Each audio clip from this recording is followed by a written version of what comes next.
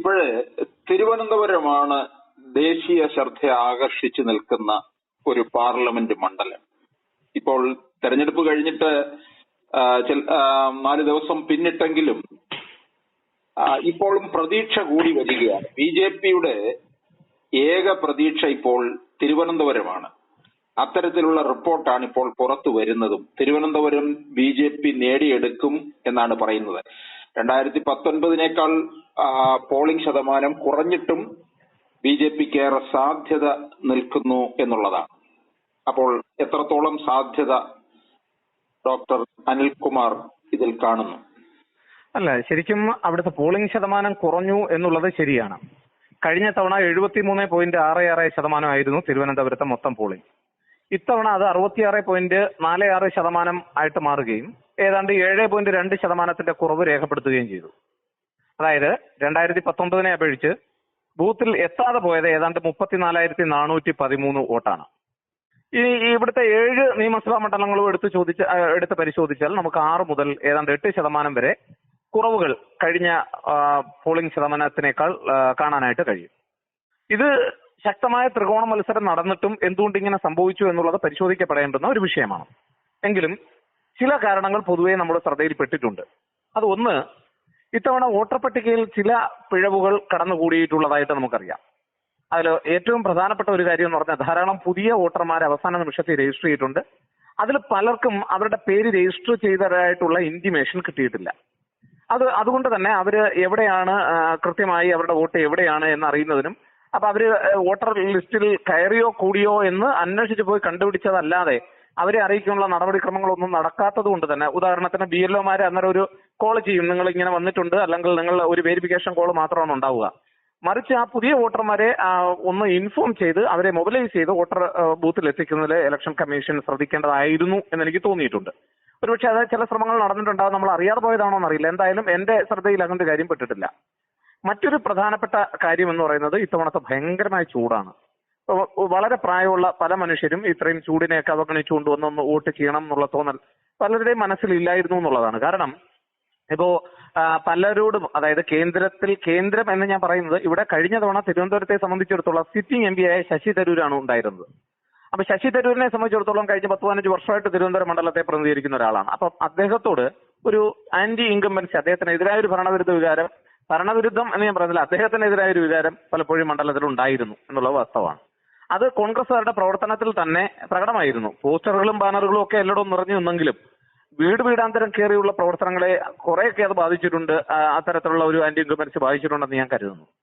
അതേസമയം തന്നെ മറ്റൊരു പ്രധാനപ്പെട്ട ഘടകം ഭരണവിരുദ്ധ വികാരമാണ്. ഇടതുപക്ഷത്തോടും അല്ലെങ്കിൽ ഇടതുപക്ഷത്തുള്ള സ്ഥാനാർത്ഥിക്കെതിരെ അങ്ങനൊരു വികാരം പലപ്പോഴും ഉണ്ടായിരുന്നു എന്നുള്ളതാണ്. ഇപ്പൊ സാധാരണ ആ പോളിംഗ് ശതമാനം കുറഞ്ഞു കഴിഞ്ഞാൽ അത് LDFന് ഗുണം ചെയ്യും എന്നാണ് പൊതുവെ വിലയിരുത്തൽ. എന്നാൽ അതിന് ശാസ്ത്രീയമായ അടിത്തറയൊന്നും 1980-കൾക്ക് ശേഷം ഇല്ല എന്നുള്ളതാണ് വാസ്തവം. ഏതാണ്ട് ഈ അടുത്ത കാലത്ത് നടന്ന മുഴുവൻ തെരഞ്ഞെടുപ്പുകളും പരിശോധിച്ചാൽ ഈ വോട്ടിംഗ് ശതമാനം കുറഞ്ഞും കൂടിയും ഇടതുപക്ഷത്തെയും കോൺഗ്രസിനെയും സഹായിച്ചിട്ടുണ്ട്. പക്ഷേ ഈ ത്രികോണ മത്സരം ശക്തമായി നടക്കുന്ന മണ്ഡലങ്ങളെ സംബന്ധിച്ചിടത്തോളം പ്രത്യേകിച്ച് തിരുവനന്തപുരം, തൃശൂർ, വടകരയല്ല, തിരുവനന്തപുരം, തൃശൂർ പ്രത്യേകിച്ചും ആറ്റിങ്ങൽ നോക്കാനെങ്കിലും ഉണ്ട്.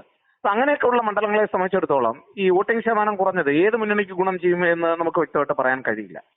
ഇപ്പൊ പല ഇന്റലിജൻസ് റിപ്പോർട്ടുകളും വരുന്നതൊക്കെ BJP സ്ഥാനാർത്ഥി തിരുവനന്തപുരത്ത് ജയിക്കാൻ സാധ്യതയുണ്ട് എന്നുള്ള ഇന്റലിജൻസ് റിപ്പോർട്ടുകളൊക്കെ വരുന്നതായി പറയപ്പെടുന്നു. പക്ഷേ അതിന്റെ ഒന്നും നിജസ്ഥിതി നമുക്കറിയില്ല. കാരണം എന്നെ സംബന്ധിച്ചിടത്തോളം എനിക്കറിയാൻ കഴിഞ്ഞത് ഇന്റലിജൻസ് റിപ്പോർട്ട് അങ്ങനെയല്ല പോയിട്ടുള്ളതെന്നാണ്. അപ്പൊ അതിൽ ഏതാണ് വാസ്തവമെന്ന് ഇന്റലിജൻസ് ഇത്തരം കാര്യങ്ങൾ ഔദ്യോഗികമായി പുറത്തുവിടില്ല എന്നുള്ളത് കൊണ്ട് നമുക്ക് അറിയാൻ കഴിയില്ല.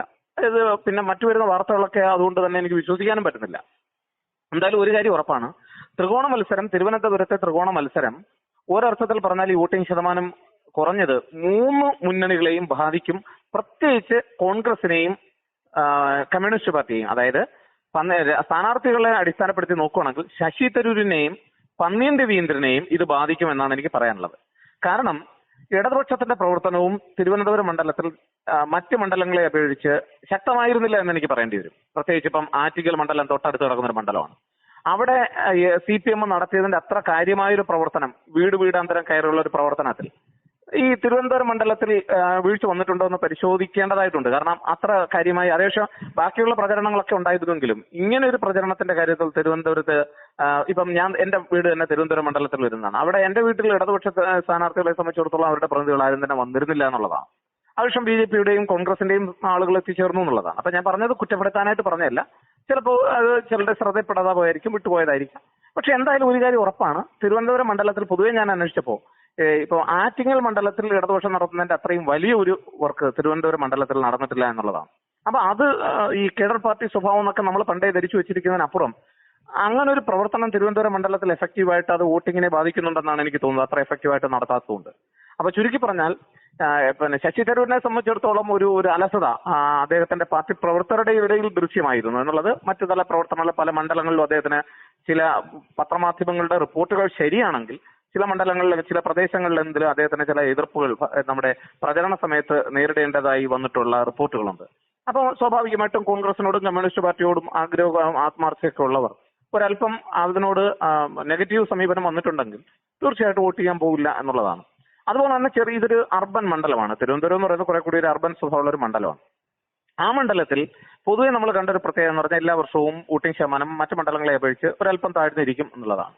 അത് ഇത്തവണ ഉണ്ടായിട്ടുണ്ടാകാം. പിന്നെ മാത്രമല്ല നമ്മുടെ ഈ അടുത്ത കാലത്തുള്ള കണക്കുകൾക്ക് പരിശോധിച്ചാൽ ഈ വോട്ടേഴ്സിന്റെ ശതമാനം പരിശോധിക്കുകയാണെങ്കിൽ അതിൽ ചെറുപ്പക്കാരും അതുപോലെ തന്നെ പ്രായമായവരും കൂടുതലാണ്. പ്രായമായവരെ സംബന്ധിച്ചിടത്തോളം ഞാൻ നേരത്തെ സൂചിപ്പിച്ചതുപോലെ കാലാവസ്ഥ ഒരു വളരെ പ്രധാനപ്പെട്ട ഘടകമായി മാറിയിട്ടുണ്ട്. മാത്രമല്ല വോട്ടിംഗ് തുടങ്ങി അല്പസമയം കഴിഞ്ഞപ്പോൾ തന്നെ പൊതുവെ ഒരു വാർത്ത പടർന്നത് എല്ലായിടത്തും നീണ്ട ക്യൂ ആണ് എന്നുള്ളത്. അത് നമ്മളെ പലരെയും ഒരല്പം അലസരാക്കിയിട്ടുണ്ട് വോട്ട് ചെയ്യാൻ പോകുന്നത്. കാരണം അത്രയും നേരം ക്യൂവിൽ പോയി വോട്ട് ചെയ്യണോ എന്നുള്ള പ്രായമുള്ളവരെ സംബന്ധിച്ചിടത്തോളം ഒരു ചോദ്യമാണ്. ആളില്ല എന്ന് പറഞ്ഞാൽ നമ്മൾ പെട്ടെന്ന് പോകും.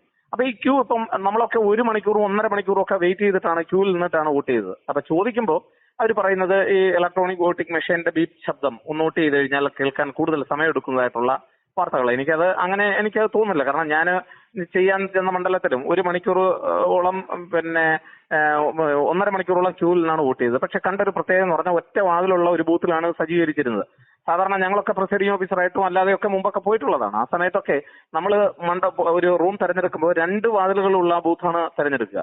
പക്ഷെ അതൊരു സ്കൂളായിരുന്നിട്ട് കൂടിയും ഒറ്റ വാതിലുള്ള ഒരു റൂമാണ് തെരഞ്ഞെടുത്തത്. അപ്പം അത് തന്നെ ഒരു അസൗകര്യമാണ്. അപ്പൊ പോളിംഗ് ബൂത്ത് സിറ്റ് ചെയ്യുന്നതിന്റെ കാര്യത്തിലൊക്കെ കുറെയൊക്കെ ജാഗ്രത പുലർത്തേണ്ടിയിരിക്കുന്നു. അവിടെ ഒരുപക്ഷെ ലൈവ് പിന്നെ സ്ട്രീമിംഗ് ഉണ്ടായിരുന്നു, വെബ് ക്യാം ഒക്കെ ഉണ്ടായിരുന്നു. അതുകൊണ്ടാണോ അങ്ങനെ ചെയ്തതെന്ന് എനിക്കറിയില്ല. എന്തായാലും ഇങ്ങനെയുള്ള കാര്യങ്ങൾ പലപ്പോഴും ഇലക്ഷന്റെ ഈ മെല്ലെപ്പോക്ക്, ഇലക്ഷൻ നടത്തിപ്പിലുണ്ടാകുന്ന ചെറിയ ചെറിയ വീഴ്ചകൾ, ഇതൊക്കെ ഒരുപക്ഷെ ജനങ്ങളെ ഈ വോട്ടിംഗ് ഇതിനകത്തേക്ക് ബൂത്തിലേക്ക് എത്തുന്നതിൽ തടയും എന്നുള്ള കാര്യത്തിൽ സംശയം വേണ്ട. അതൊരു നെഗറ്റീവ് ഫാക്ടറായിട്ട് നിലകൊള്ളുന്നു എന്നുള്ള കാര്യത്തിൽ സംശയം വേണ്ട. മറ്റൊരു പ്രധാനപ്പെട്ട കാര്യം എന്ന് പറയുന്നത് ഇവരെ സംബന്ധിച്ചിടത്തോളം, അതായത് വോട്ടേഴ്സിനെ സംബന്ധിച്ചിടത്തോളം ഒരു ആത്മാർത്ഥത വോട്ടിങ്ങിന്റെ കാര്യത്തിൽ കുറയാനുള്ള ഒരു പ്രധാനപ്പെട്ട കാരണം തുടർച്ചയായി വരുന്ന അഴിമതി ആരോപണങ്ങളും മറ്റുമാണ്. സ്വാഭാവികമായിട്ടും അതും ബാധിക്കും. എന്നാൽ BJP-യെ സംബന്ധിച്ചിടത്തോളം BJP ഈ തെരഞ്ഞെടുപ്പിൽ വളരെ അവരുടെ വോട്ടുകൾ, പ്രത്യേകിച്ച് രാജീവ് ചന്ദ്രശേഖരനെ സംബന്ധിച്ചിടത്തോളം അദ്ദേഹം ഒരു മൊബിലൈസ് ചെയ്യാൻ മിടുക്കനാണ്. അദ്ദേഹം വന്നിറങ്ങിയ ഉടനെ തന്നെ പല സെക്ഷനുകളായിട്ടാണ് ആളുകളെ കണ്ടിട്ടുള്ളത്. അതുകൊണ്ട് BJP തങ്ങളുടെ വോട്ടിൽ കുറവില്ല എന്നുള്ള കാര്യത്തിലാണ് പ്രതീക്ഷിക്കുന്നത്. മാത്രമല്ല ശക്തമായ ത്രികോണ മത്സരം നടക്കുകയും അതുപോലെ തന്നെ തിരുവനന്തപുരത്തെ സ്ഥാനാർത്ഥിക്ക് വിജയ സാധ്യത പല രംഗത്തും കൽപ്പിക്കപ്പെടുകയും ചെയ്യുന്നുണ്ട്. വിജയിക്കുമോ എന്ന് എനിക്കറിയില്ല. പക്ഷേ വിജയ സാധ്യത പലപ്പോഴും പറയപ്പെടുന്നതുകൊണ്ട് തന്നെ BJP-യുടെ വോട്ടുകൾ കൃത്യമായി എത്തിച്ചേരാനുള്ള സാധ്യതയും ഞാൻ കാണുന്നുണ്ട്. അപ്പൊ അതുകൊണ്ട് BJP ജയിക്കുമോ തോൽക്കുമോ എന്ന് എനിക്ക് ഘട്ടത്തിൽ പറയാൻ കഴിയില്ല. എന്തായാലും ഒരു കാര്യം ഉറപ്പാണ്, ശക്തമായ ത്രികോണ മത്സരം ഒരർത്ഥത്തിൽ ഇദ്ദേഹത്തിനാണ് ഗുണം ചെയ്തത്. ഒരു കാര്യം കൂടി, ഒരു ഫാക്ടർ കൂടി നമ്മുടെ ശ്രദ്ധയപ്പെടുത്തണം. തിരുവനന്തപുരം മണ്ഡലത്തെ സംബന്ധിച്ചിടത്തോളം എപ്പോഴും ശശി തരൂരിനെ അനുകൂലമായി നിൽക്കുന്നത് തീരദേശ മണ്ഡലങ്ങളാണ്, തീരദേശ പ്രദേശങ്ങളാണ്. ആ തീരദേശത്തെ ബൂത്തുകളിലെല്ലാം ഇക്കുറി നല്ല പോളിംഗ് നടന്നതായിട്ടുള്ള റിപ്പോർട്ടുകളും ഉണ്ട്. അപ്പൊ അത് ശശി തരൂരിനെ സംബന്ധിച്ചിടത്തോളം വലിയ ആശ്വാസം പകരുന്ന ഒരു കാര്യമാണ്. എന്തായാലും ഇതാണ് ഇപ്പോൾ നടന്നിട്ടുള്ള വസ്തുത എന്നുള്ളത് കൊണ്ട് തന്നെ അത് ആരെയാണ് ഏറ്റവും കൂടുതൽ സഹായിക്കുക, അതുപോലെ തന്നെ അല്ലാതുള്ള വോട്ടുകളിൽ ശശി തരൂരിന് ചോർച്ചയുമുണ്ട്. അപ്പൊ അതുകൊണ്ട് രാജീവ് ചന്ദ്രശേഖരെ അത് വിജയത്തിലേക്ക് എത്തിക്കുമോ അതോ ശശി തരൂർ തന്നെ തുടരുമോ എന്നുള്ള കാര്യം ഇനിയും നമ്മൾ കുറച്ച് ദിവസം കൂടി കാത്തിരിക്കേണ്ടി വരുന്നു എന്നുള്ളതാണ് വാസ്തവം. ഈ നാടാർ സമുദായത്തിൽ നിന്നൊരു സ്വതന്ത്ര സ്ഥാനാർത്ഥി ഉണ്ടായിരുന്നല്ലോ. ആ സ്ഥാനാർത്ഥി പിടിക്കുന്ന വോട്ട് ഒരുപക്ഷെ തരൂരിന്റെ വോട്ട് ബാങ്കിൽ ഉണ്ടാകുന്ന ഒരു ചോർച്ചയായിരിക്കത്തില്ലേ? തീർച്ചയായിട്ടും. ഷൈൻ എന്ന് പറയുന്നൊരു കാൻഡിഡേറ്റ് മത്സരരംഗത്തുണ്ടായിരുന്നു. അപ്പൊ അദ്ദേഹം ആ കമ്മ്യൂണിറ്റിയിൽപ്പെട്ട ആളാണെങ്കിൽ തീർച്ചയായിട്ടും അദ്ദേഹത്തിന് നല്ല പ്രചരണം, അതായത് സാധാരണ ഒരു സ്വതന്ത്ര സ്ഥാനാർത്ഥി നിൽക്കുമ്പോൾ പ്രകടിപ്പിക്കുന്നതിനേക്കാൾ കൂടുതൽ പ്രചരണം അദ്ദേഹം നടത്തിയതായിട്ട് റിപ്പോർട്ടുണ്ട്. ഇപ്പൊ ഞങ്ങളുടെ പ്രദേശത്ത് പോലും വാഹനമൊക്കെ അദ്ദേഹത്തിന്റെ അനൗൺസ്മെന്റും കാര്യങ്ങളും എത്തിച്ചേർന്നു എന്നുള്ളതാണ്. അത് അപ്രതീക്ഷിതമാണ്. സാധാരണ ഒരു സ്വതന്ത്ര സ്ഥാനാർത്ഥി എത്ര വലിയൊരു ക്യാമ്പയിൻ ചെയ്യാറില്ല. അദ്ദേഹത്തിന് സഹായങ്ങളൊക്കെ ലഭിച്ചിട്ടുണ്ടെന്ന് ഞാൻ മനസ്സിലാക്കുന്നു. അത് തീർച്ചയായിട്ടും അത് ശശി തരൂരിനാണ് അത് തീർച്ചയായിട്ടും നെഗറ്റീവായിട്ട് ബാധിക്കും എന്നുള്ള കാര്യത്തിൽ സംശയമൊന്നും വേണ്ട. എന്തായാലും നാടാർ വോട്ടുകളിൽ അങ്ങനെ ഒരു വിള്ളൽ ഷൈൻ എത്ര വോട്ട് കിട്ടുമോ അതിൽ ഏതാണ്ട് 70-80% വോട്ടും ശശി തരൂരിന്റെ വോട്ടായിരിക്കും എന്നുള്ള കാര്യത്തിൽ എനിക്ക് സംശയമൊന്നുമില്ല. അത് തീർച്ചയായിട്ടും ശശി തരൂർ നെഗറ്റീവ് ഫാക്ടർ തന്നെയാണ്. പക്ഷെ ഇപ്പോൾ ഇതൊക്കെ പറയുമ്പോഴും എന്റെ ഒരേ ഒരു സംശയം ഇതാണ്, ഒരു ഏറ്റവും കൂടുതൽ മൈനോറിറ്റി കൺസോൾട്ടേഷൻ നടന്നേക്കാവുന്ന ഈ തെരഞ്ഞെടുപ്പിൽ ഈ കൺസോൾട്ടേഷനെ എല്ലാം മറികടന്നുകൊണ്ട് രാജീവ് ചന്ദ്രശേഖറിന് തിരുവനന്തപുരത്ത് വിജയിച്ചു പോകാൻ കഴിയുമോ എന്നുള്ളതാണ് ചോദ്യം. മാത്രമല്ല, ഒരു സീറ്റെങ്കിലും BJP ഈ തെരഞ്ഞെടുപ്പിൽ കേരളത്തിൽ നിന്ന് നേടിയാൽ അതൊരു പക്ഷേ കേരളത്തിന്റെ രാഷ്ട്രീയ ഭൂമികയിൽ വലിയ മാറ്റങ്ങൾ വരുത്തും എന്നുള്ളത് എല്ലാ മുന്നണികൾക്കും അറിയാം, പ്രത്യേകിച്ച് മൈനോറിറ്റി വിഭാഗങ്ങൾപ്പെട്ട ജനതയ്ക്കും അറിയാം.